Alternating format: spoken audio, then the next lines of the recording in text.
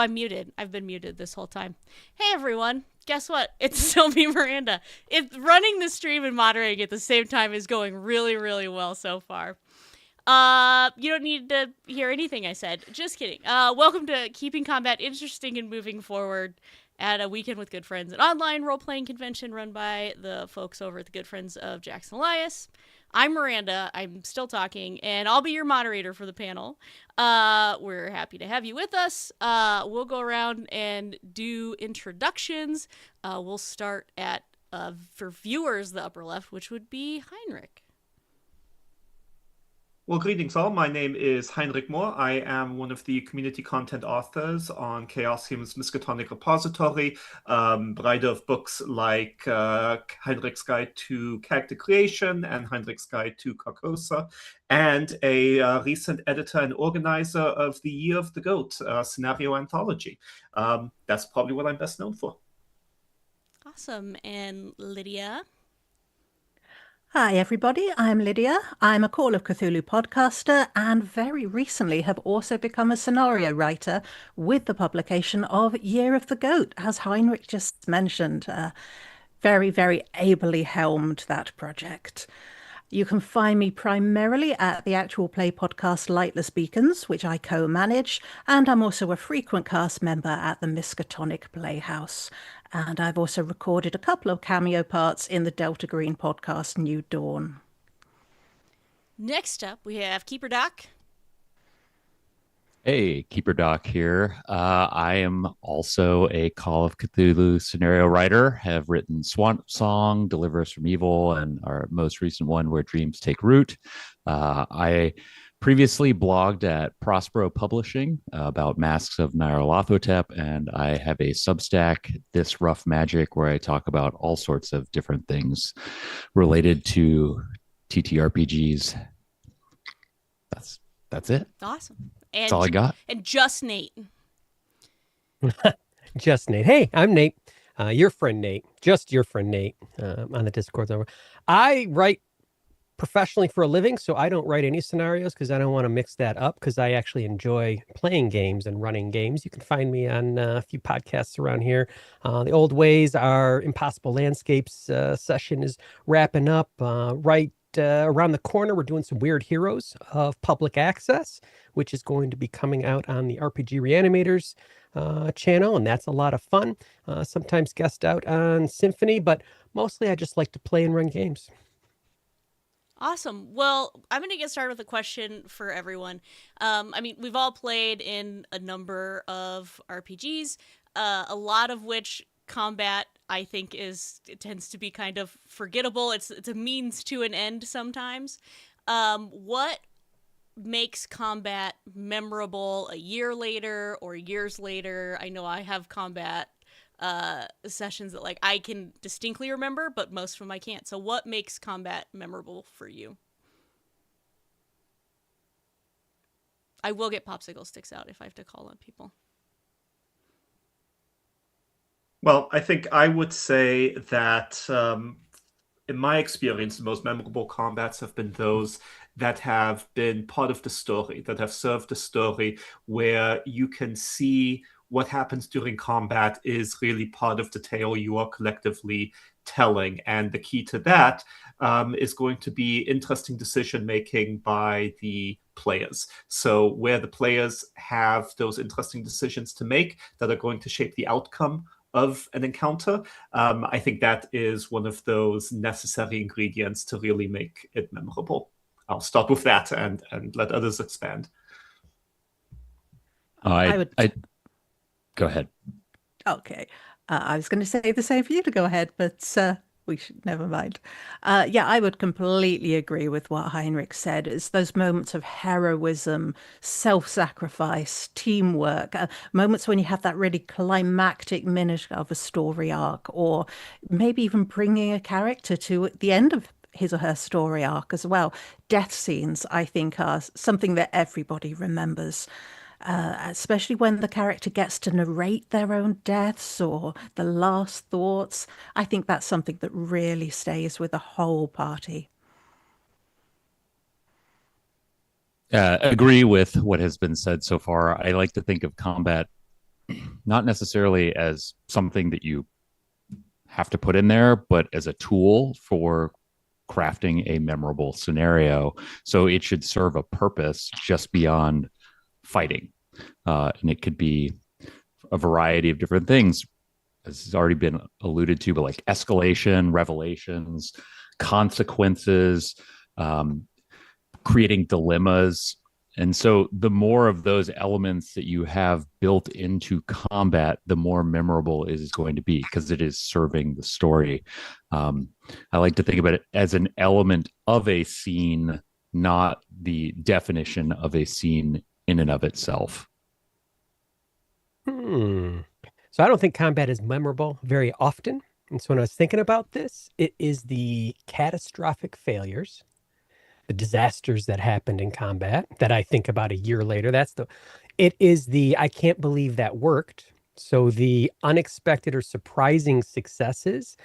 And then I think it's those moments where someone is, when you're talking about, you're thinking about this, where I didn't even know you could do that. So those moments where someone did something so unexpected or surprising, but also in line with whatever you're playing, with the game, that those are the three areas where I think combat to me is something that I might remember in a year. Otherwise, I probably am not going to remember it. Yeah, I think there's definitely something there about unpredictability. You mentioned surprise, and I think sometimes good luck or bad luck can also really come into that. An epic impale or a really awful fumble that makes something horrific happen and completely changes the game, quite literally. I think surprises, it sort of interrupts the expected battle rhythm. And although normally I'm a believer that dice shouldn't rule the story and dice shouldn't rule the game, but sometimes I think in combat you get chance just takes the reins and something really memorable happens because of that. I think about Dice roll tell 20s. stories. Go ahead. Oh no, just dice tell stories, right? It's a tool. It's a tool. I think about those moments in roll when you're using like roll 20 is notorious for this. I can't believe it gave me ones 4 times or hundreds 4 times in a row or 20s like over and over. And those things those are the moments that I think I'm still talking about or mentioning. Yeah, I don't think I've ever passed a power roll on roll 20. I have to admit, I don't think ever in my whole life. As a moderator, my slight conflict of interest with this panel is that I hate combat. I will avoid it. I cut it short often, and so I'm generally a combat hater. But maybe I just need. I've had good combat. Maybe I should need some better combat. When it comes to pacing and engagement during combat, I think we've all experienced stuff that like draws out too long. There's lulls. Players are kind of checking out or struggling. How much responsibility belongs to the GM versus the responsibility of the players in those situations with combat? I love this question because I love pacing, and 2, I love chaos. So I feel like that's the opportunity for introduction of chaos into combat is kind of one of the things that makes it interesting and keeps it from becoming boring. If it just becomes, everybody takes their turn, then you're going to get lost and people are just it just feels rote. And so I think combat is fun because you can inject a lot of as was already mentioned, unexpected things. So you can have, first of all, if we're talking about Call of Cthulhu, we're talking about things with tentacles. So like tentacles can come out of nowhere, right? I think I love environmental changes as a possible problem, reinforcements arriving, setting it up so that whatever is going on, there is a ticking clock. And I tend to use that a lot. And as I was reflecting on this panel, I was like, I tend to do that instinctively to try to make combat more pacey. And I think ultimately, like, there's a tension between the GM and the players. If the players are not having fun, then as a GM, I want to either move it along or give them something to interact with.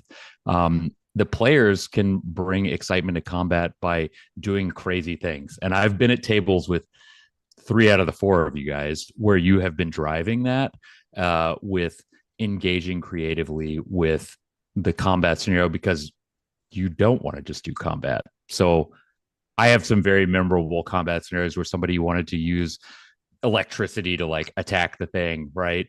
I'm like, that's a perfect opportunity. Combat is a place where I want to deploy yes and a lot. Yeah, in terms of a division of responsibility, I mean, it's tough to say whether it's equal, but certainly both sides need to be contributing. And I say contributing, but maybe another way of understanding it is picking up whatever the other side is putting down. So I think it is very much on the keeper, on the game master, or the designer of the scenario for that matter, to provide the players with tools, things to interact with in a combat, opportunities to do more than simply make a skill roll. Likewise, it is up to the players to take advantage of those things. If players turn down every opportunity to do something interesting, there are limits to what even a good game master can do. So if both sides are not invested and playing off each other, you're going to have a breakdown. So both of those are going to be really necessary sides to the equation. Yeah, I would totally agree. I see it almost like in a ballroom dance where you have somebody who's leading and somebody who's following, but at the same time you have to respond to each other and, like you say, pick up what the other one's putting down. If the keeper wants to turn you a certain way, you go that way, but you do it with flair and you change something and you respond to what they're doing. And the keeper is sort of keeping the focus and the line of dance and the direction, but in the end, it's both of you working together, I think, to a common end, which is to tell a really cool story. Yeah. And I agree that it's both, but this is a place where I really put most of the responsibility on the GM. And I do that because personally, I think combat, and this is sort of the crux of how to make combat interesting to me, combat is the place, unless you're playing a tactical game, a battle map game, a miniatures game where you're measuring stuff, that's a combat game. That's the fun. A lot of us, and this con, the games that we're usually playing, we're not doing that. Combat is where all the mechanics show up and put brakes on. So that's one thing to deal with. But the other thing to deal with is combat has rules to make it fair. Combat has rules to determine who wins or loses. There's these binary places in combat that in a lot of the games, most of the games that I play now, and a lot of the games that we like, that doesn't exist anywhere else except for combat and maybe chases. But combat, so the GM has to, in my mind, and I'm a professional facilitator by trade, and this is a place where the expectation setting is so important because the players have to follow the rules, because they have to play fair, because they have to use those rules or else they won't win or lose the combat or succeed or fail correctly, etc. As GMs, as keepers, we have to make sure our players know, yes, creativity here, you can use it. Yes, these two things that you can either fight back or you can die. There can be infinite other things if you bring them up, and I will figure that out. Like, there's a lot, I think, that the GM or the keeper has to come with the responsibility. It's all about expectation setting. This is a game where you can try to climb up onto the chandelier and dive over to the staircase and push that statue over. And there is nothing in the book on what the statue damage is and which skill. We'll figure out which skill it takes for you to do that, and et cetera, et cetera. But if the players don't know, the players are trained, unless this is your home game, the players are trained to only use the rules because you can't cheat. And so this don't cheat dynamic gets in so much of the way of making combat fun sometimes. So this one, I think the GM has like 75% of it. But then once the players are fully unhindered, I hope that they can then express their creativity. But that's where I put it on us. Oh, I mean, you just made me think of something really interesting. Is that, like, I think combat is where you really have to develop trust with the players so that they are willing to take risks in combat, right? And this is a gaming philosophy question, is like, do you bend the rule? And this is an open question too, I guess. Sorry, Miranda, I'm out of bounds here. But like, do you bend the rules, right, to create a better story, right? You're talking about the mechanics. The players expect that you are using the mechanics, but would you be willing to step outside and do something more interesting if it serves the story and makes the players feel like something cool happened? My answer is like, I always defer to that. Yeah, I can't, unless it's obviously being gamed. I can't think of a time when I wouldn't. Like the number of times that, oh, this critical rule sucks, because you can still get a critical and do 2 points of damage. So I'm going to change that. Or, well, you know what you're trying to do is a combination of things you're not allowed to do in combat, but who cares? Because this is really fun. This is really interesting. This is you. Yeah. So, yeah, for me, 100%. And without that trust with the GM, who you know is going to support those decisions, right? People are not going to try those things because they are afraid that they're going to get shot down. Yeah, I think sometimes the rule of cool has to outrule the rules in the book, really. And just, sure, why not? If somebody does something really awesome and totally off beam, then I think sometimes that can improve the story and it can improve the scene. And yeah, we're all sort of working together to tell a story, and that's the most important thing for me. Well, Dave, one of my questions was, what's a rule you've ignored or modified specifically to improve combat, and why is it chases in Call of Cthulhu? Look, I just want to make things happen. So I will do whatever it takes to make it happen. If I can create some sort of facade of mechanics, then everybody feels like they're playing a game. But really we're just telling a ridiculous story. I don't know if that answers the question at all, but that's what I got. It answers it enough. Oh, go ahead, Lydia. Did you have something? I will totally follow up with the chase rules 100%, and I will double down on auto fire, because my players will never be given a Tommy gun until Chaosium publish that Keeper Tips book that's coming out later this year. Yeah.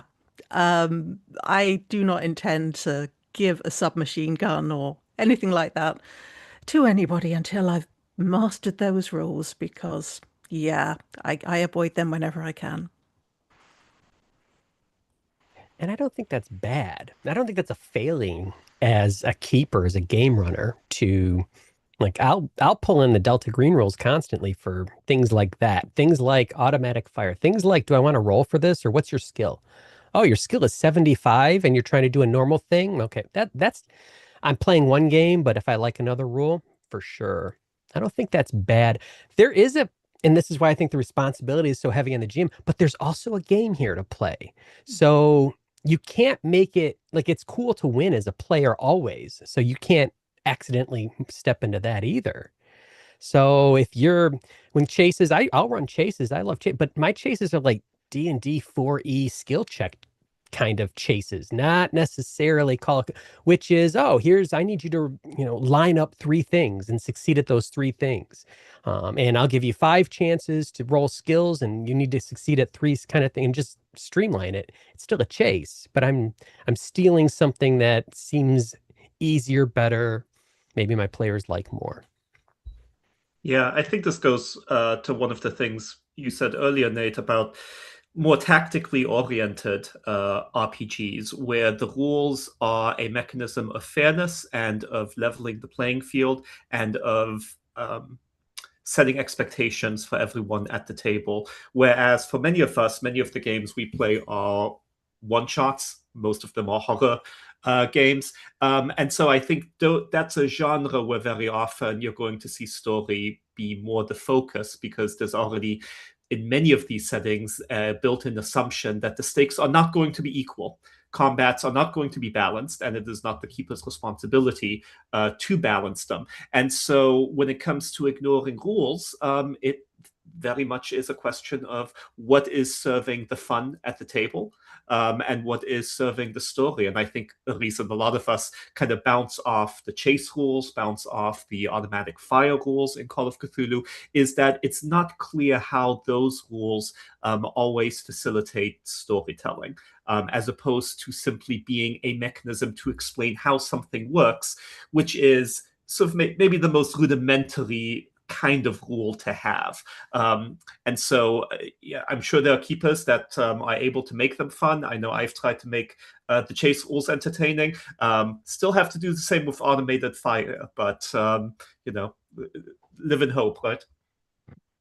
To seriously answer the question, though, I think the rule that I like to get rid of is the no luck spends on combat rolls, because I know some people don't like to do that at their table.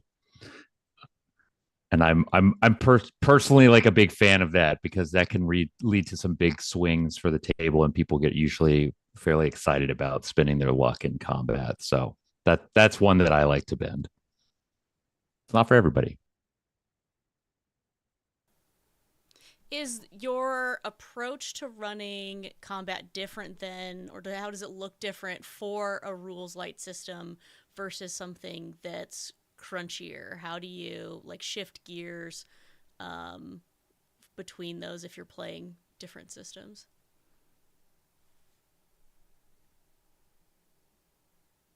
Well, I think for me, so much of it is a question of where's the fun in the encounter. And for crunchier systems, part of the fun is in engaging with the systems. And so I think the more work I put in as either an author or a keeper ahead of time to build those mechanics into a combat, the more rewarding the combat is going to be for players who are playing a crunchier system because they want to play a crunchier system, right? So I think in that way, my approach for me personally needs to change. That said, I try not to run particularly crunchy systems because that's a lot of work and it's not my strong suit.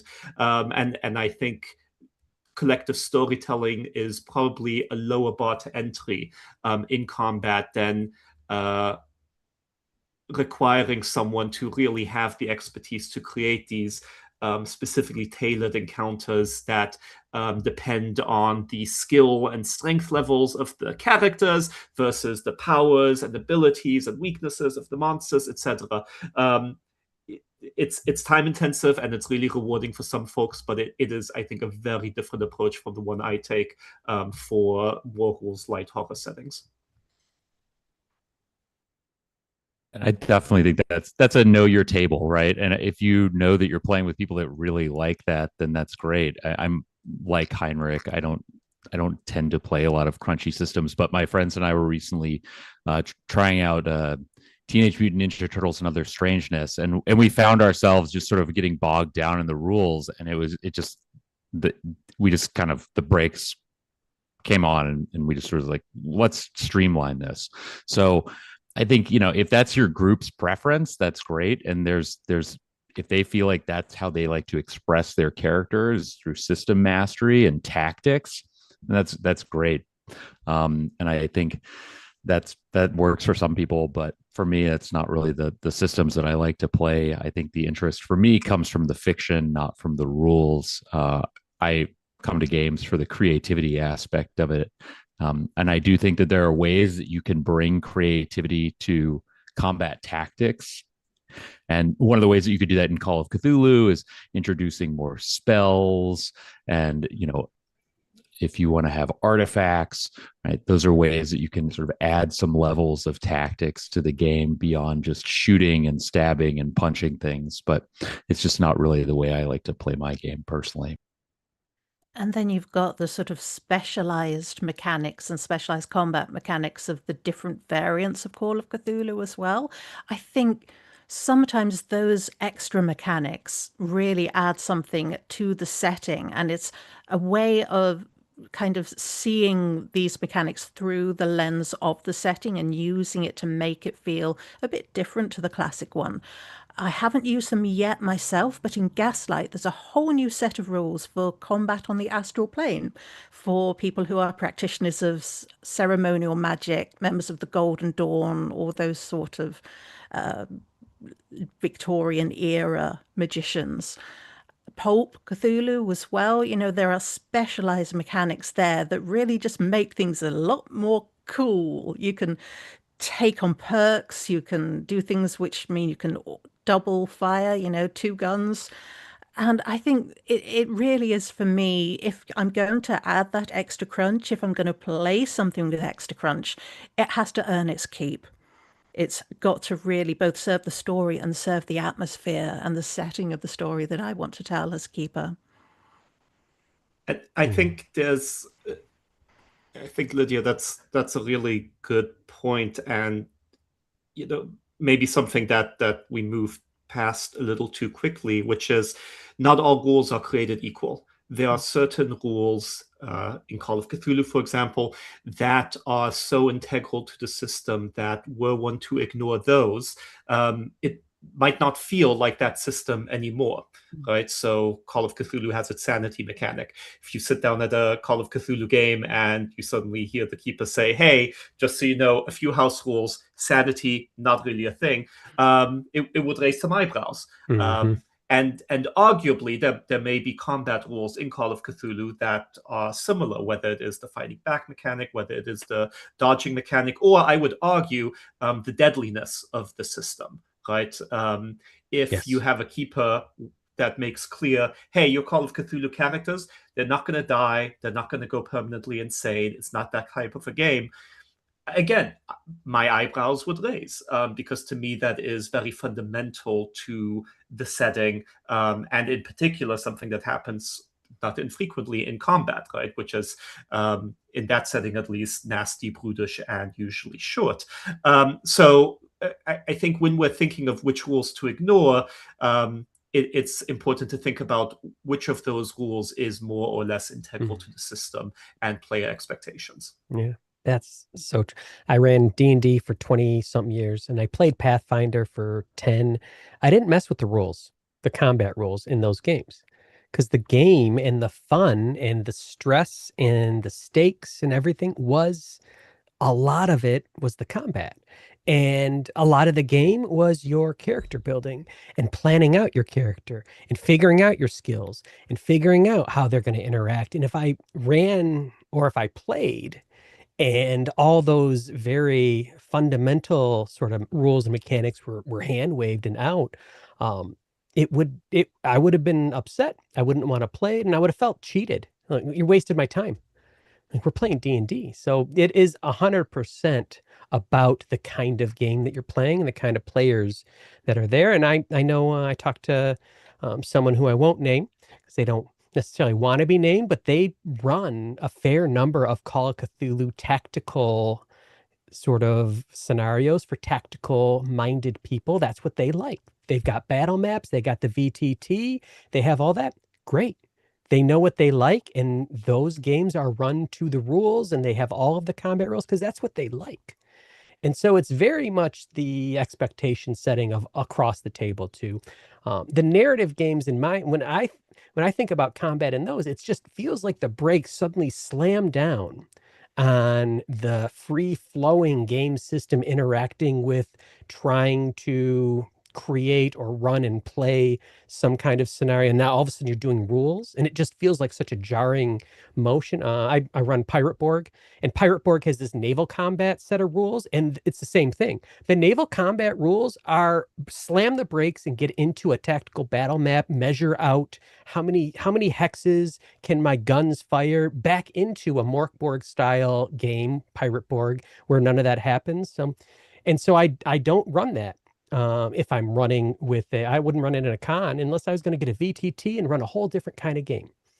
And so combat's not bad, and crunchy's not bad, but I wouldn't mess with the crunchy rules in homebrew, all that, because now you're messing with your players. But I'll do it all day long in Call of Cthulhu, in those kinds of rules, in a trophy game, in a public access game. Like, those are more narrative, and I wouldn't feel bad about it, and it would work just fine. Yeah, I mean, some tables see games or combat itself in the games as almost a mathematical puzzle to be solved. It's not my thing. It's not the way I would ever want to run a game or play a game, but it's a perfectly valid way to play if everyone's having fun. But yeah, I don't really want to have a calculator to work out whether or not I've slain the gelatinous cube or whatever.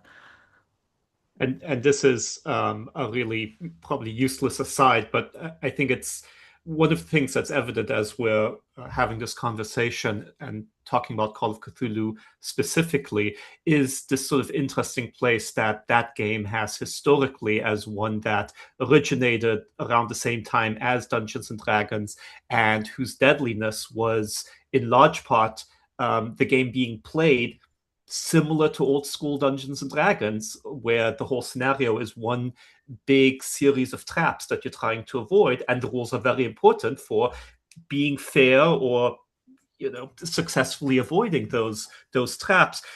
But we have kind of migrated in more contemporary times to more story-driven games. There's a lot of settings and rule systems that cater to that. And Call of Cthulhu, by virtue of it not being rules light, I would say, but having rules that sit somewhere in the middle, kind of lends itself to whatever your preferences are, whether it be on the crunchier side or whether it be more a free-flowing storytelling experience. My next question is more of a statement. I can hear you. Okay, well, I'm sure you can. We're on Zoom. OBS disconnected and then reconnected itself, so I'm sure it's fine.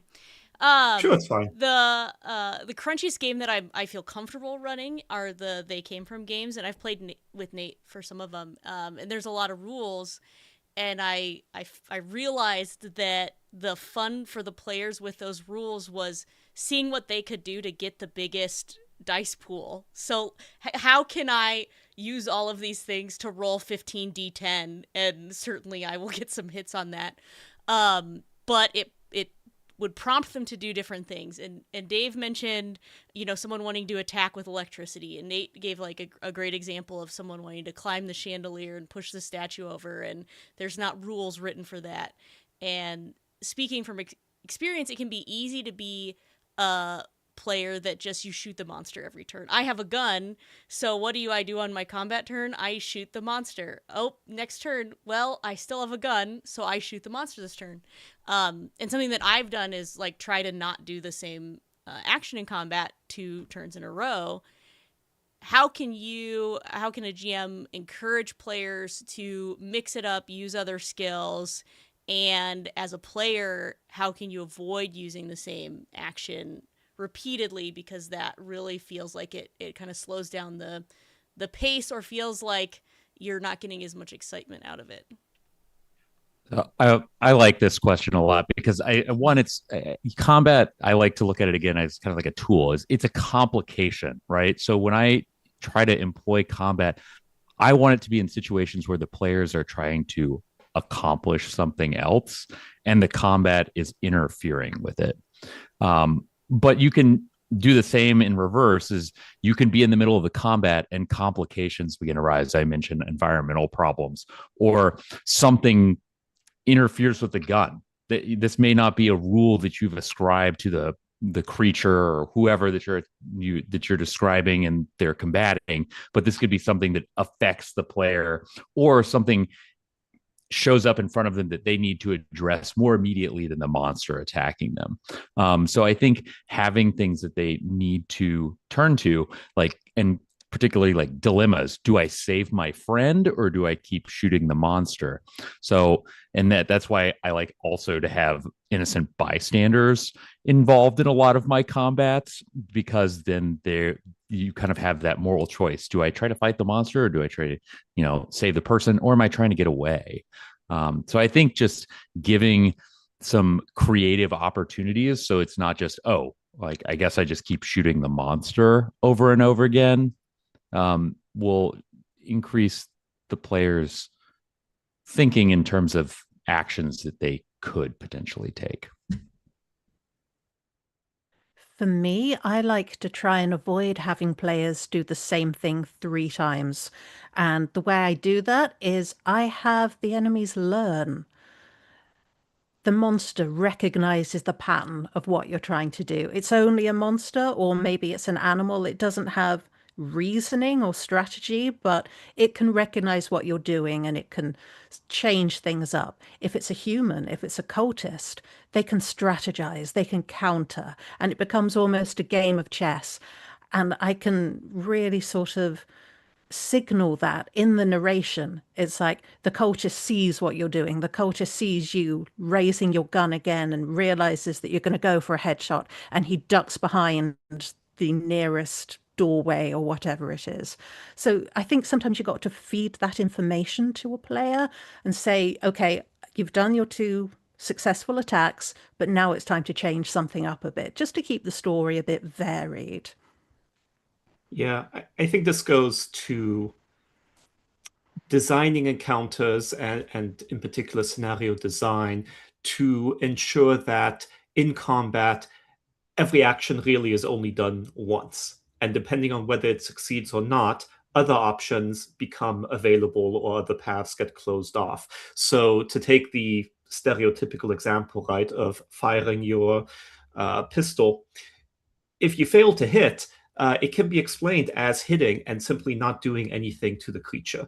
And maybe it did, maybe hypothetically, if they did hit, it would do some damage to the creature. But it is easy enough to have armor values, right, that absorb the damage, so that you can make clear to players like, hey, you failed your roll, you still hit it, and it just glanced off the monster, right? Like it seems to be nearly immune to your, peatly lead bullets.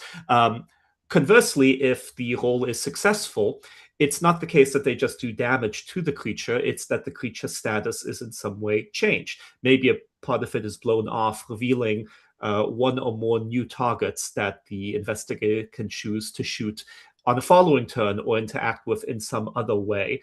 So really trying to almost diagram it out, I suppose, and making sure that you, one, provide things to interact with so that players have interesting decisions to make. And then for those interesting decisions that some of them are going to make, like shoot the monster, have real repercussions, success or failure, that will then change the combat going forward. Because really, again, we may talk about this later, but I think a good rule of thumb is that we want combats to last around 3 rounds. I think for many of us, if it goes on longer, it starts feeling to drag, especially if we have higher player counts. And so making sure that each of those actions is consequential, success or failure, so that you don't have a situation, as Lydia was describing, where round 1, I shoot, I miss. Round 2, I shoot, I miss. And it's the same thing over and over again. That's not an interesting decision, right? That's just a default course of action and rolling dice without consequence. Yeah, I agree with so much of that. To me, it's the trifecta: hints, permission, effect. And hints are just straight up telling your players in some way that they can do other things.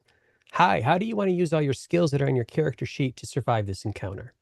Go ahead. Just stuff like that. Or, well, the NPC over this is a Dave thing. He's done this on me. The NPC shoots the gun and the thing just laughs and slaps the NPC down into a red smear. You're like, oh, maybe I don't want to shoot my gun. I've gotten a hint that it might. And then permission and effects. The permission is like, if you chop someone's arm, I want to chop someone's arm off with this axe that I have that can definitely chop someone's arm off, and they succeed in some way, let them chop the arm off.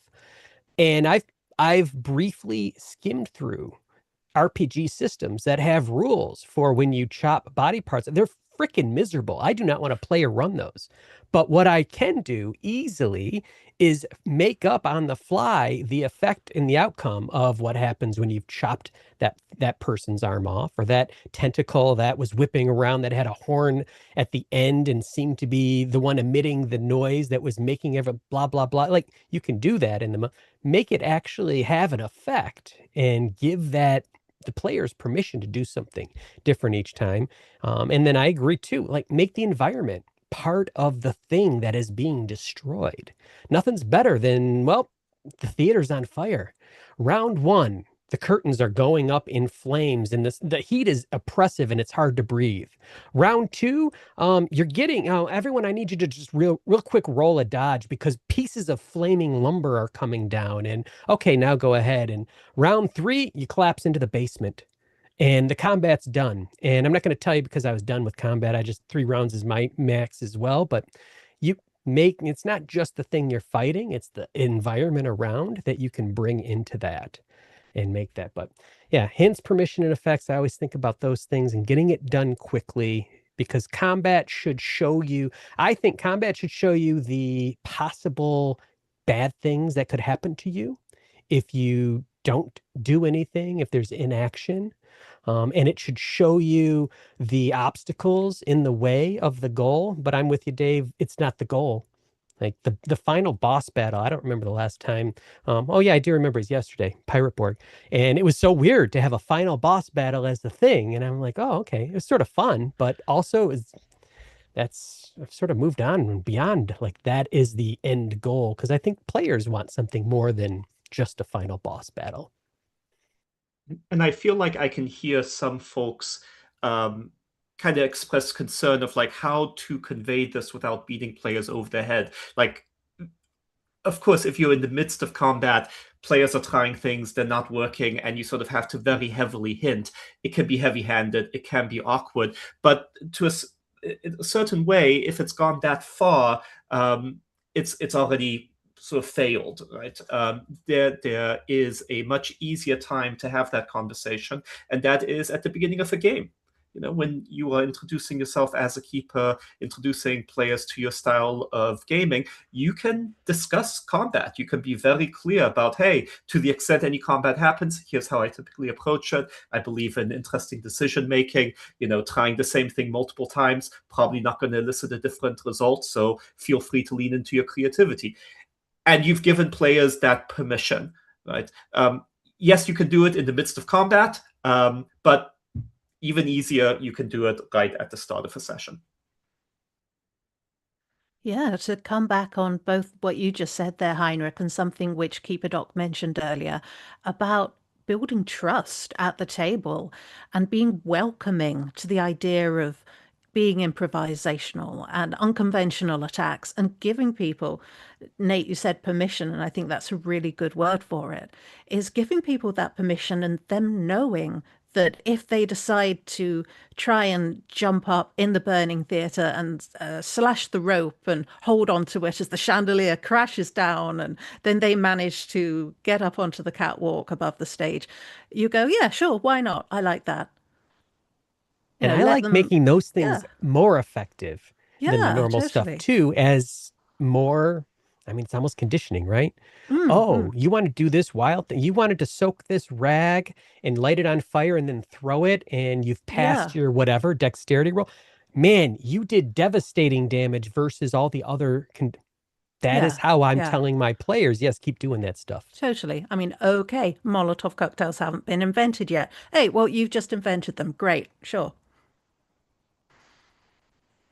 No, and one of the ways that I reward that is like a lot of times, like it's just like that's automatically successful, or I'm going to give you a lot of damage for this, and then it shows like very clearly that creativity is something that we want more of in our game and at in a combat situation. So yeah, I love this.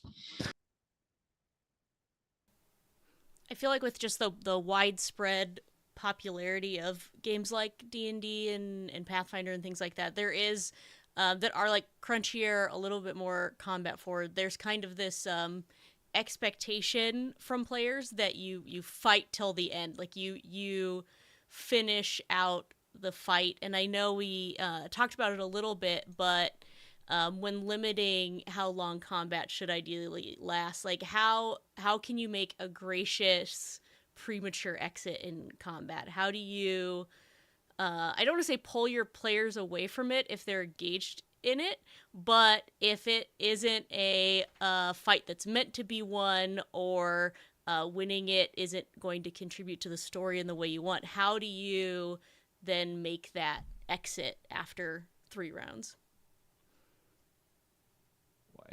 I think I mean, the system that we're playing in is great if we're talking about Call of Cthulhu, but I think in general it's just sort of like a ninja vanish situation, right? I mean, just if you want the combat to be over, there can be unusual, arcane, eldritch circumstances that explains why this thing just disappears, and there may be downstream consequences of that. Again, I, I, I think this is a crutch for me because I've mentioned it so many times. But like the environmental piece, I get the flaming theater, as Nate mentioned, or like I like the sinkhole that's like about to swallow everybody up.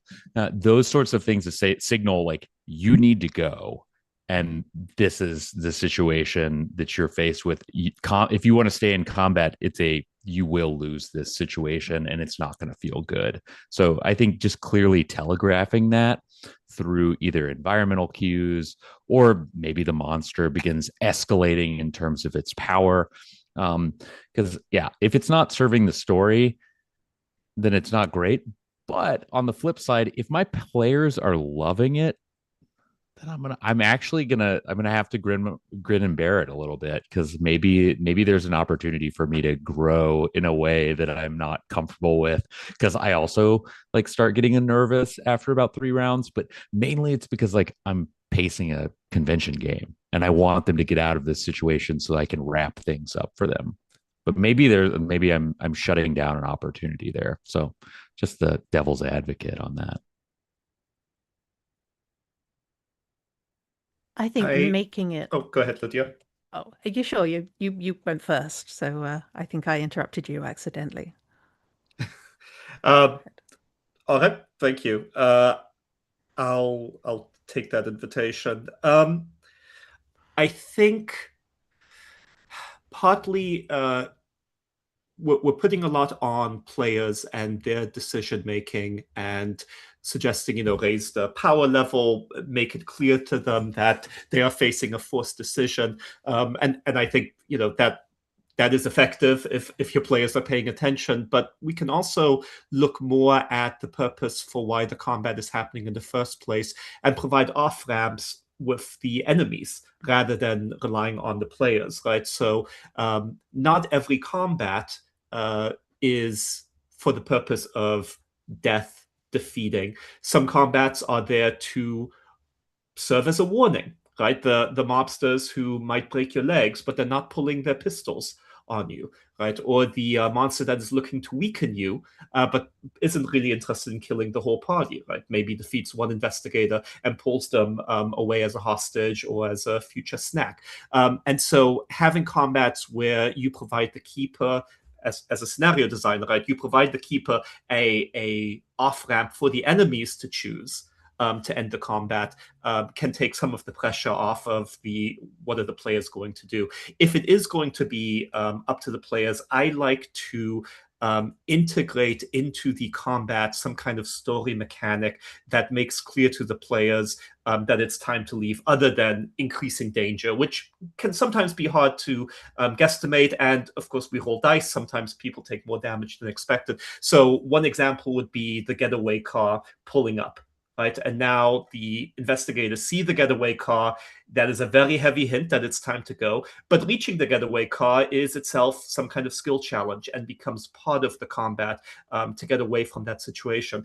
Already mentioned is other environmental factors, like the roof caves in, dividing the combatants from each other, or separating them in some other way. So some of this can be solved, again, ahead of time, by really thinking about the circumstances under which the combat is happening, and making sure to design in these off ramps, whether it is a bridge collapsing, whether it is a ship pulling away, whether it is your getaway car honking its horn, urging you forward. I like what you said about off ramps for the opponents there. I don't think there's anything wrong with just having your opponents leave midway through the fight. I can think of at least one published scenario where the big bad jumps out the window in the final scene after the combat has continued for a while, and off they run into the streets of Providence, and there's your sequel hook for your next scenario. But then I think you can do the same thing with the plot point characters, the plot point enemies. You know, the boss cultist goes off in their own getaway car. But then maybe you can also make it impossible to justify the cost of staying in a fight after that. You can maybe have more cultists coming in and swarming the players. So then they themselves have to leave because we cannot win this fight. And there's no point anyway, because the person we're really after, the cult leader, he's halfway across the Brooklyn Bridge by now. And I don't think there's any shame in remembering it's a game and saying, hey, by the way, you can run because you can't beat this thing at your current. You don't have, I think stepping outside and, hey, open table right now. I'm just going to speak to you can't win this. And it might not, because I think we are trained. Oh, every fight you win. And Miranda and I joke because we've played a couple games where there's this time skip assumed in the scenario that the player's going to spend like 2 weeks doing a thing. Well, guess what? The players never go to sleep and they do it all in 12 hours. Because that's what we expect every game to be. What? Go to bed? Go to my job and then spend an hour from 6 to 7 on investigation? No, that's not how games work, but I think it's fine to also do that. Hey, combat's been going, people are getting brutalized. You hurt them, and then you say, by the way, just remember, you don't have to. You could run, or you could do this, or you could do that, or even better, I'll have my monsters run. No big deal. And you don't have to be fair. I don't have to follow the combat rules. I'm running the game. The thing slaps you with the tentacles. All of you go slamming into the wall of the warehouse. The wall collapses. You're on the pavement outside. It goes dark. When you open your eyes, hey, everyone roll con. Oh, you got the highest con. You open your eyes first. It's light again. You've all lost 1d4, blah, blah, blah. Like I don't have a problem with that. If that's what needs to happen, and make it interesting. Following up on what Nate was saying, and I don't know if this is controversial, but I am not above browbeating my players even more. And I think there's a question of perception. And Nate sort of talked about the honest conversation of, hey, guys, you can't win. Think about that, what you want to do instead. Another approach is to if you're me, you don't even reach that choice. You circumvent it, right? You say the cultists are streaming into the room, as Lydia mentioned, and the way you phrase it to your players is, now that you are facing insurmountable odds, how will you escape? Right? Like that, it's not you can't win. It's how will you escape? Because that's the new victory, right? That's the new victory condition. And if you succeed on that, then you've won the combat. You've won it as much as you can. So small phrasings like that can also maybe help win players over. Yeah. I think you can weave that potential future exit strategy into the setting up of the scene as well. If you mention that there's a really big window in the room, one room back, in the antechamber before you get into the big sacrificial chamber of the evil cultist temple, and this big window has the garden below it. Then you think you could survive a fall. It's maybe 1 story, 2 stories.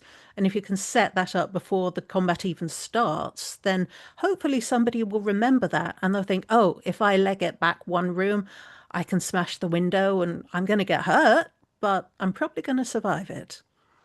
Chekhov's window.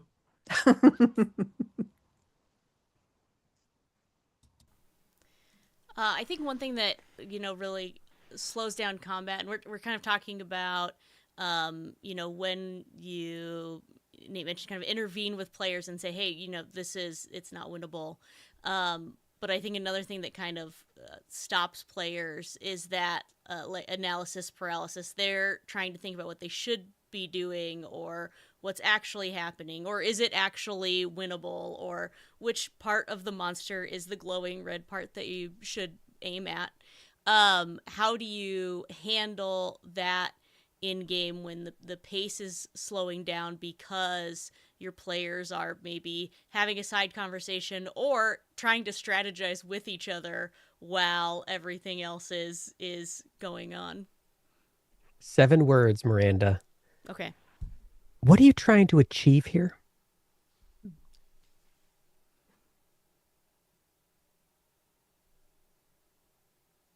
That's it. That's it. That's it. Okay. That's it. That's it. Mm-hmm. What are you trying to achieve? You asking that as the game runner too completely interrupts, and you're like, oh, this isn't it then. Okay.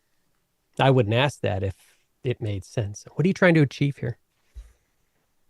And man, sometimes you got to ask it 5 times during one of those really juicy, when your players dig into that planning session and they just don't want to let it go. You just got to repeat yourself. But yeah. All right. What are we trying to achieve here?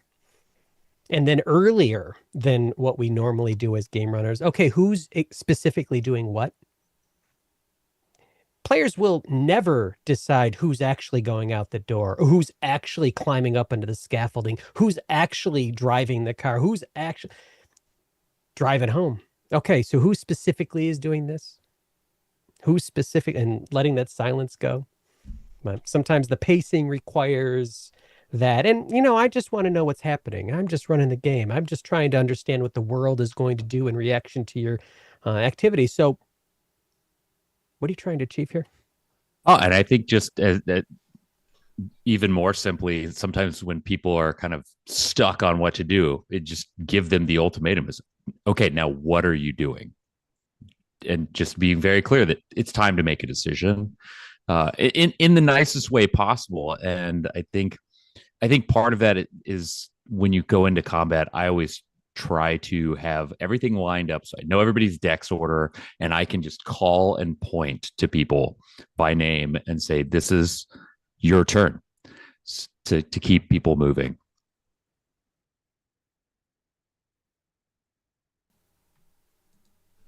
Are there any warning signs or things that come up when you do have combat or an encounter that it might be difficult to keep moving forward? Or when you're planning a session, when you're prepping a game, what about a combat situation or what might come up makes you think this might be a hard one for the players, or this might be something that I'm going to really have to think about how we engage with it?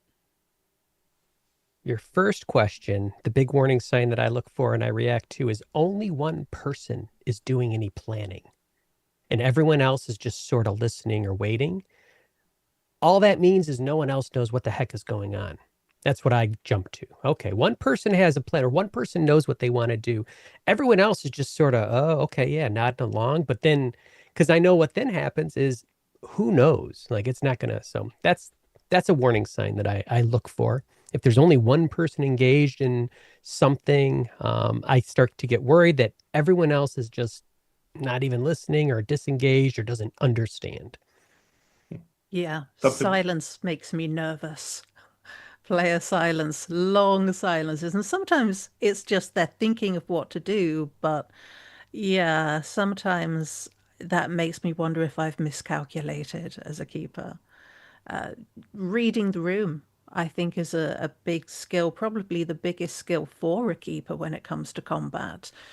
And are people following the clues that you've set down, or do you need to hammer them a little bit more directly? Do you need to repeat the clue that you thought wasn't too subtle, but maybe it was? And ultimately, there's the good old int roll, isn't there? If people are not speaking up for whatever reason, or maybe they're just still trying to puzzle it out, I think sometimes just giving them a chance to work out how to defeat this creature, if it's not your standard pew pew, it's dead. I think an int roll is not something I'd be ashamed to use in combat.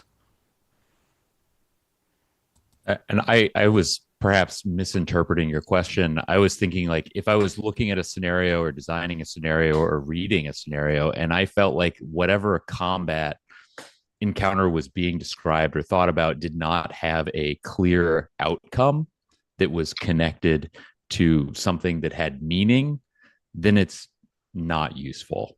And it's going to just waste time and player effort in your game. So I was Okay, thinking so I'm about not it a more. writer. So what's that mean? So Dave, is that if you're looking at one of your encounters and if they win or lose, you don't have a real big, like, is that what you're looking at? That's interesting to me. Oh, there's an outcome, right? So like Hmm. if you, I mean, and I think older published Call of Cthulhu scenarios were more guilty of this, in which there would just be like monsters dropped in Yeah. places without any sort of actual value to them, other than Mm. there was a But an monster. outcome beyond something's dead. Like you're Correct. looking for, okay, Right. something specific You that can means uncover something. You got it. learn something about what's happening. The characters may discover something about themselves.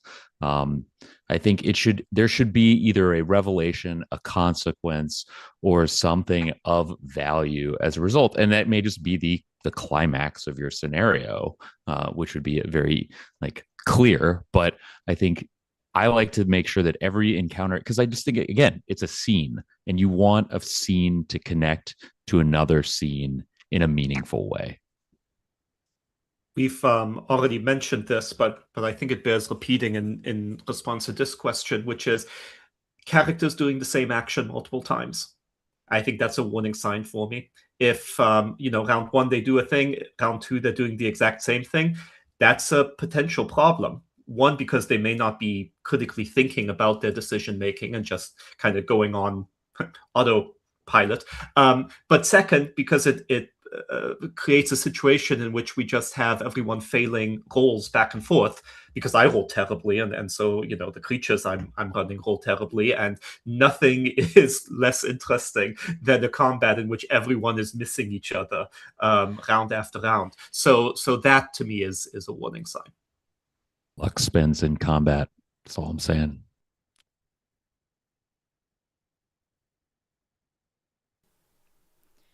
Because we have some writers in the room, and it's been touched on a little bit, and this question kind of leads right into it. But when you're designing a scenario, how early do you start to think about combat potential or encounter potential?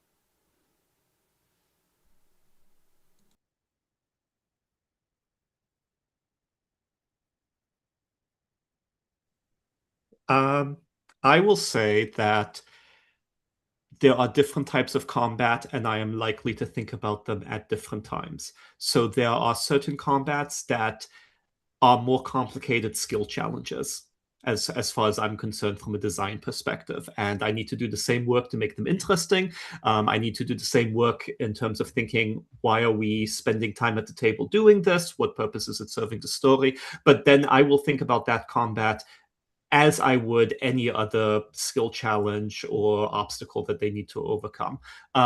Then there are those combats that are going to be part of the scenario's climax, if it's going to be a combat-centric climax.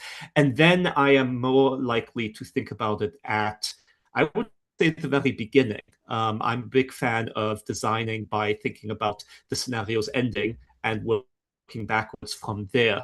And so if combat is going to be a part of that, I am going to be thinking about what are the things that will arise in that combat, whether it be tools that the investigators have, or weapons that the enemies have, or environmental circumstances that can be changed in the climax based on the decisions that come earlier in the investigation, right? And it can be everything from if the players picked up the fire axe in scene one, right, then they have the fire axe for the climax, and it's going to play out very differently depending on whether they made that choice earlier in the scenario or not. So where the combat is that important, I'm going to work backwards from it. Otherwise, for me personally, I approach them as I would other challenges in the scenario. Although it's not really in the spirit of this panel, I'll say it anyway. In my Year of the Goat scenario, I thought quite early on actually how to have the investigators avoid trying to fight their way through the story until they got to the very end of it. And the way I did that was really through the pre-generated investigators. I didn't give them weapons, I gave them tools. So one of my pre-gens, her job is she works the drapers at the village. And one of her hobbies is she likes to just make little bits and pieces as gifts, like bonnets and things like that for her friends with the scraps from the drapers. So I gave her a hat pin, which is something that would be used in real life at the time because it's a gaslight scenario. But you could use it as a weapon, but it's not really a lethal weapon. There is, at one point, the investigators might pick up a penknife, but it's a tool rather than a weapon. You probably could stab somebody with it, but its function in the story is to say, this NPC was in this place recently because I recognize this penknife and it belongs to him. Again, it's supposed to be used in a certain way later, but you could use it for combat if you wanted, because it wasn't really the story that I wanted to tell was a story where people fight. It was a story where people think and where people talk and investigate and don't really turn on their friends and neighbors and stab them with a hat pin until the end, really. I am currently, I have 3 scenarios that I'm working on right now, and all 3 of them I have intentionally tried to remove combat because I realize that that's something that I have used, again, crutch, for climactic scenes. So I think it's a great thought exercise, I think, for keepers and writers is how can I make this very interesting and high stakes and create pressure and tension without violence. One of the scenarios that I have published, Deliver Us from Evil, hinges greatly on violence, and I had violence throughout the scenario with multiple combats.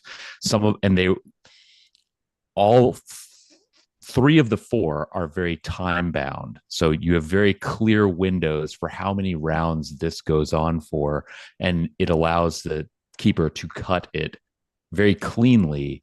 And I built that into the scenario for that reason, because I don't like combat that runs too long. And also, we wanted the characters to be able to survive long enough to get to the end, but we wanted them to suffer damage along the way. So that was one in which I basically thought about where I was going to insert these episodes of violence to telegraph that this is a very dangerous scenario and it is going to continue to escalate. And at the same time, they keep feeling like this is the last time that I'm going to be in danger. And then that leads to the ultimate climax in which there's a bit of a twist. So I went kind of to the extreme and am now trying to think about it. How would I do this without having combat at all? Because I think it's a great thing to have in your toolkit as a keeper. And as a convention GM, I use combat a lot for climax because it's just people want that. It's exciting. It's interesting if you do it well. But I've been at a lot of tables where it has not, and I've just sat there and twiddled my thumbs. So I think some of it is just having the experience of not having played very interesting combat, kind of, I guess, what Miranda experiences every time. Yep. Just to echo something that Lydia said that I think Dave is already getting at, which is there are many design tools we have available that are not directly playing into a combat, but that necessarily will affect it both in the player's perception and in the game mechanics. So as Lydia was explaining, using pre-generated investigators, depending on how you design them, that is going to be one of the things that sets expectations for the players as to whether combat is a viable option or not. Right? If the pre-generated characters are children, that's going to limit your combat options unless it's a really dark scenario. If your investigators are everyday individuals who don't have firearms listed as one of their skills because they just have the base value, that is, again, going to set expectations. And another way that one can play with this that I did in one of my scenarios is to give the pre-generated investigators special abilities. Now, this is not sort of rules as written, but there's nothing stopping you from giving a character some kind of once per session ability or some uncanny knack to do something that will guide players towards looking for opportunities to do that very thing, as opposed to rolling to hit, rolling firearms. For example, a skill hiding, right? The ability to vanish from a scene. The player is going to look for an opportunity to use that and will perhaps look to that to end a combat encounter before they will look to violence. To follow up on what you just said about setting expectations, I think expectations of the setting is also a big thing in terms of planning out how your scenario is going to work with combat. I live in the UK. Gun laws in the UK are extremely strict. Handguns are pretty much 100% illegal. Currently working on my second scenario, which is set in post-COVID UK. So there will be no handguns at all in my scenario. Sutra of Pale Leaves at the moment, it mentions this same thing in Japan. 1980s Japan, very, very hard to get your hands on a firearm. So I think sometimes the setting in which you are writing your scenario and the stories that you're telling and the place in which you're telling that story, I wouldn't say exactly limits what you can and can't do because, this isn't the real world. We're not making documentaries here. But at the same time, if you want it to feel realistic and authentic to the time and place in which you're writing, I think sometimes you do have to consider what could these characters realistically do and have without having to then completely break the idea of, unless you're James Bond, you're not going to be carrying a gun around when you go to Tesco, basically, in the UK. Nate had mentioned borrowing from Delta Green. I love playing different systems. I joked earlier that I never play the same system twice, so no one can ever expect me to know the rules for any system. But I really like just trying new things and experiencing new things. Have there been any systems that you've really enjoyed how combat runs, or that you find yourself borrowing from often, or games that have changed how you think about combat? And that could be within, we've talked a lot about Call of Cthulhu. I mean, that could be within it and be a specific scenario that's been written too, but just things that you steal for later or that really stuck with you.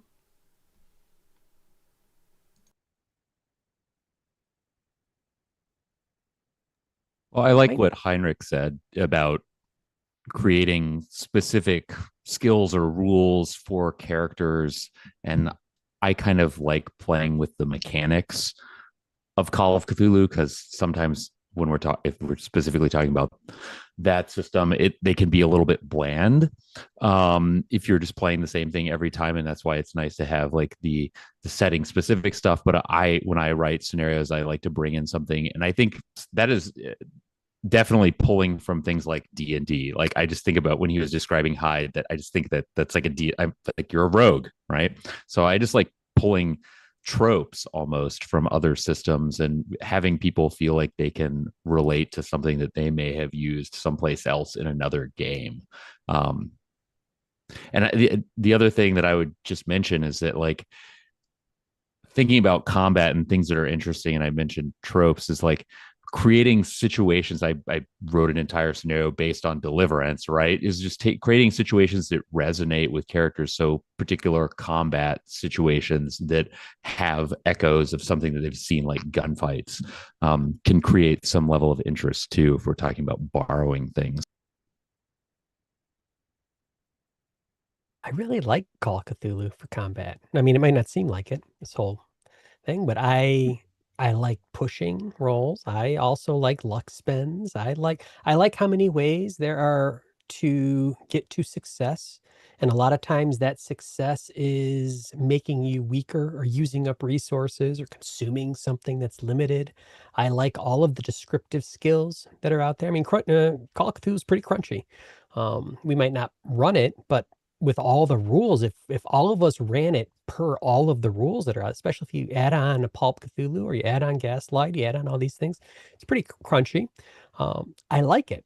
And then I also like the systems that I've run. What was it? Weird Heroes has this interesting combat mechanic where you roll your dice, and whatever the difference is between it's a dice pool mechanic, so you try and bundle up and get a bunch of dice. Whatever the difference is between your challenge and the roll, that's how much damage you do. And if you do certain amounts, you get to keep going. You can just keep fighting if you succeed. And really, it's meant, I think. I haven't looked into the design philosophy, but when I run it and when I play it, it really feels like it's meant to get combat out of the way immediately if you want to. Oh, here's a combat situation, and if you just keep rolling a few times, you've done some devastating stuff. And so things like that, I like. And I like certain other rules. Like I like the lethality rules out of Delta Green, because you can just end something. I've got a bazooka and I've fired it and I've hit. It doesn't make sense that I'm rolling for damage, right?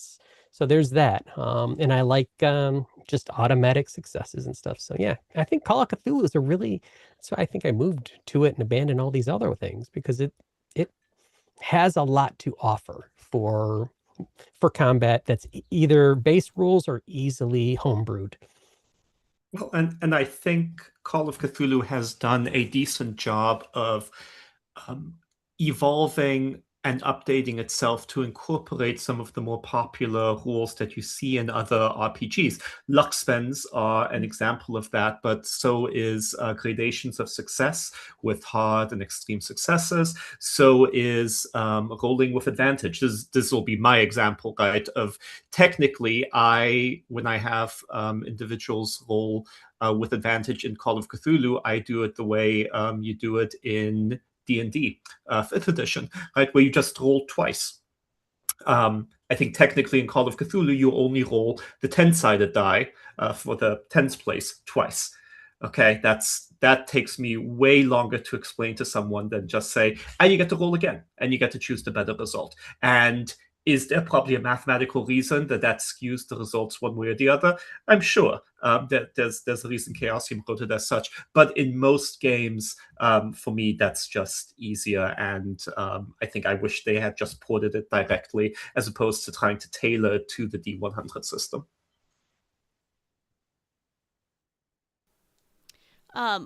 This is a panel as part of a convention, so it feels appropriate that we talk about convention games and combat in convention games. If you're stuck with 4 hours, your home game, you don't get through a combat or it takes up too much time, you just schedule another game. But convention, you're stuck in this 4-hour time slot. How do you keep combat in a convention setting from eating up half the session, or how do you make it memorable in a 4-hour slot where you have a story to get through?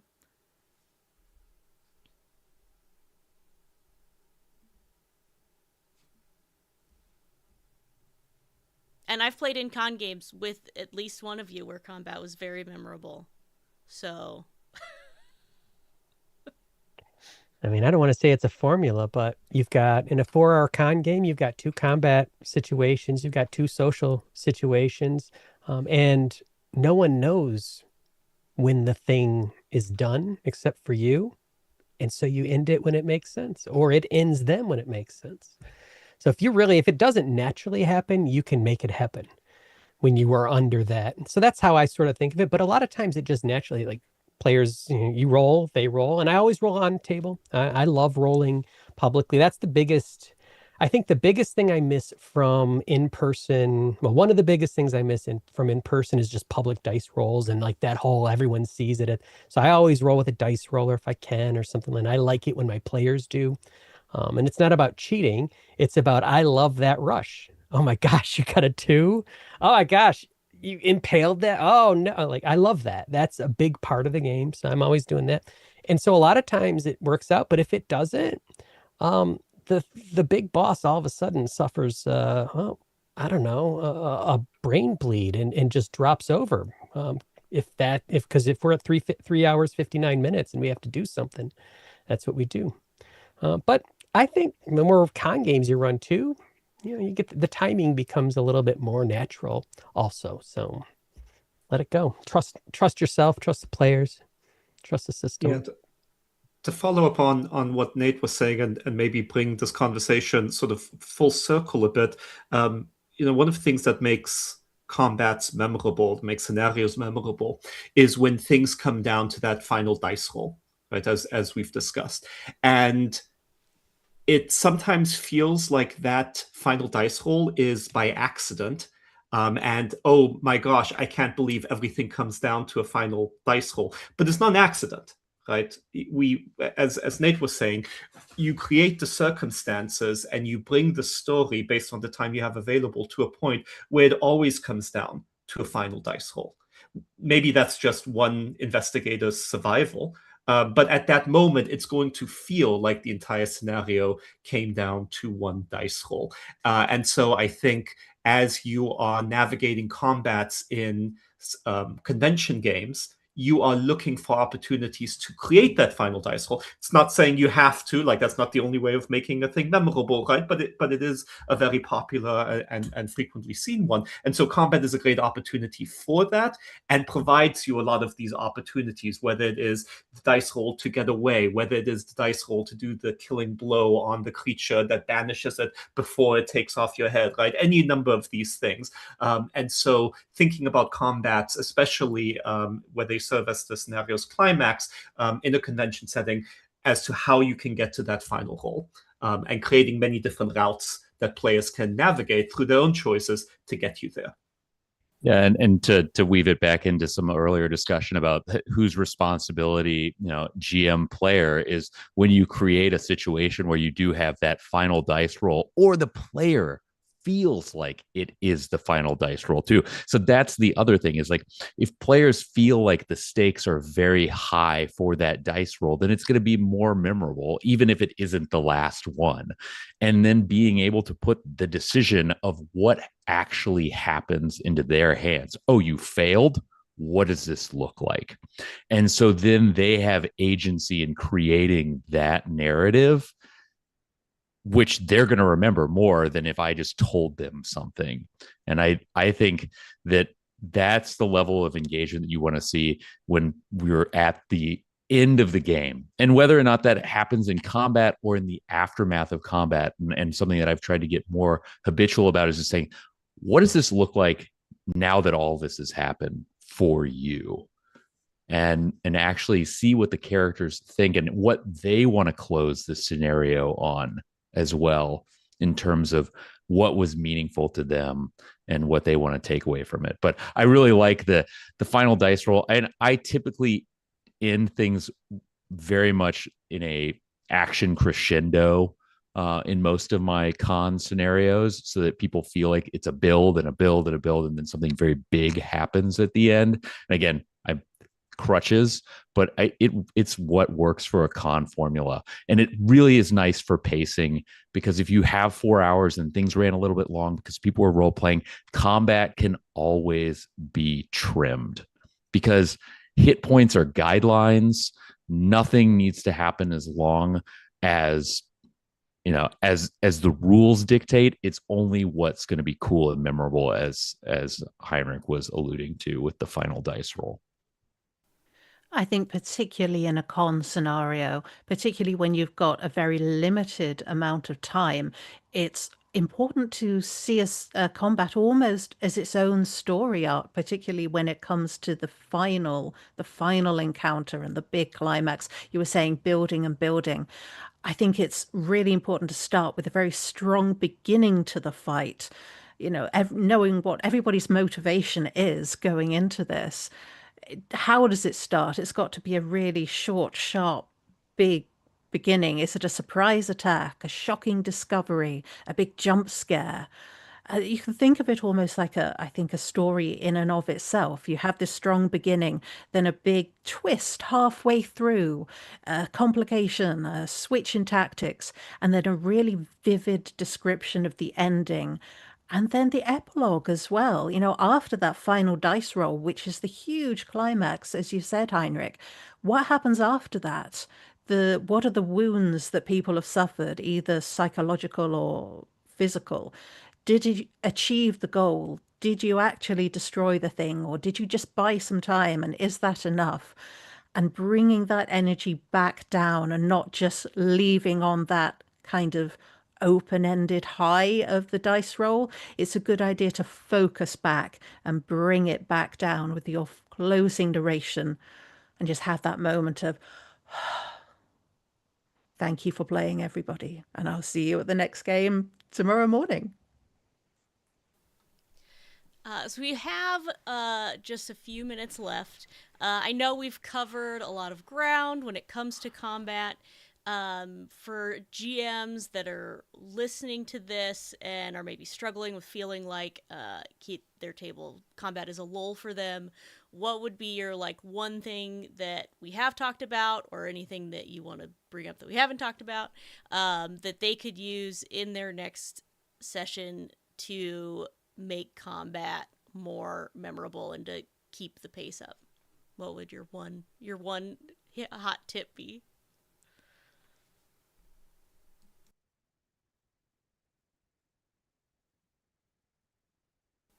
Was this in the notes, Miranda? Did you just spring this on us? No, it was it's the bottom question. Oh, I didn't get to the bottom. Okay. Yeah, you have to read through the rest of them. No, to I see didn't do that that. one is your number one. Oh, that explains it. Heinrich, I'll share my number one, even though I'm the moderator. Heinrich already said it, and it's the combat should last 3 rounds. I think I first read it in Teens in Space, and I was like, oh yeah, I hate combat, and I could just end it at 3 rounds. Yeah, and it's still just as good. This is not short and pithy, but if you are struggling with designing combats, combat can be special. It can be treated as its own separate thing. It doesn't have to be. It can be a challenge, just like every other obstacle investigators are trying to overcome in a scenario. And if you are fighting with designing combat, maybe stop treating it like it's special and start treating it like just another challenge for investigators to overcome, with all the things that go with it. Interesting decision making by the investigators, stakes to each of the roles, a evolving story, as Lydia was saying, that sees investigators succeed and fail based on their decisions. Combat can be treated as special as its own thing, but it doesn't have to be if you don't want it to be. Yeah, just go ahead. You sure? Go ahead again. No, but no, I'm not gonna. You're stop Britishing me. I am too British for my own good. All I was going to say, I think, is sometimes tell people that escape is victory. Survival can be victory. Particularly if people are coming to this from a heroic fantasy game, if their past experiences have been much more about I've slain the massive monster, I've married the princess, I've saved the kingdom. Sometimes I think there's that difference in expectation as to what they're thinking that they're going to get out of Call of Cthulhu. And it's not nice to come away disheartened, or to have your players coming away disheartened from a game. So sometimes I think, even though the fight might be unwinnable and you have had to run away, that's not necessarily defeat. You can come back and you can keep investigating this another time in your next scenario. What have you learned about the mythos now? You've got different things that you can develop from this fight, even though you've had to beat a tactical retreat. Survival, escape, partial victory. Yeah, and I think what I have to offer is similar to what has already been said, but the purpose of combat, it's not about winning a fight. It's about forcing meaningful decisions in a tense, pressure-filled situation. So you want to create opportunities for dice rolls that are interesting. As soon as you've lost that, and that could be 3 rounds, it could be 3 of the same thing, it's over. And it's time to start wrapping it up and using some of the techniques that we described to begin ending combat for your players so that it feels dramatic and meaningful to the story. I'm just I'll just pick one thing that I think about when I'm running. So as a game runner, running a game and responsible for adjudicating a game, make it your responsibility. Give everyone a victory or a success within every combat encounter, even if they fail disastrously. Give everyone a chance and drive them towards at least one moment of, okay, I did something. Even if that something's meaningless, even if it fails, even if the overall is a retreat, but we're trying to run a game, and we're also trying to motivate our players to keep trying to do things that might be really dumb and really disastrous and fail spectacularly. So always give them a carrot. The carrot should be fun. A fun carrot. It's an eldritch carrot with tentacles. And the theater's on fire as well. And the flaming curtain has just fallen upon your entire party. And aren't you glad that you told me that you were rating the bar for all the highest proof alcohol? Because you had a dumb idea that you were going, yeah, roll luck. Well, that will bring us to the end of our conversation on combat. Thank you guys for joining me. I've certainly learned some things. So maybe I can make my own combat more enjoyable. We'll see. I'll let Nate be the judge. I'm sure of a game coming up with him at some point. I'm a fair and impartial judge. So why don't we go around one more time real quick, share where folks at home can find you. We can start with Heinrich again. Well, thank you all for listening to us drone on. I've been Heinrich Moore. You can find me on YouTube on Heinrich Moore Presents. You can find me on the Miskatonic repository on Drive Through RPG, and you can find me in all the Call of Cthulhu Discords. And Lydia. Thanks, everybody. It's been a really great conversation, and I'm certainly going to take away a lot from this. Thank you, Miranda, for having me. It's been a lot of fun. You can find me at the Actual Play podcast, Lightless Beacons, and you can also often find me over at the Miskatonic Playhouse. And you can find me at the Year of the Goat, which, as I mentioned, Heinrich brilliantly has pulled together 12 authors to publish a book all about Shub-Niggurath. All 12 scenarios focus on the Black Goat of the Woods. And I mentioned earlier a little bit about the scenario in there, which is mine. Keeper Doc. Yeah, Keeper Doc. You can find my Substack, This Rough Magic, as a place where I do some writing from time to time.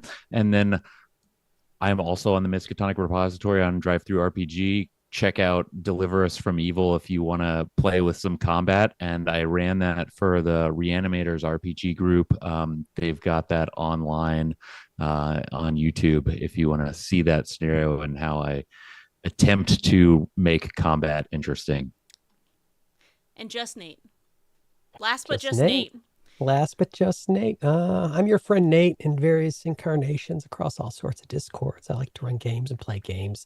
And I ran Deliver Us from Evil, and the group that I ran it for tried to avoid every single combat scenario with all of the skill that they possibly could. And I didn't let them do it. So it's a good one. Thank you, Miranda, for having me and having this conversation. It was great. Thanks again, and we'll see everyone at the next convention.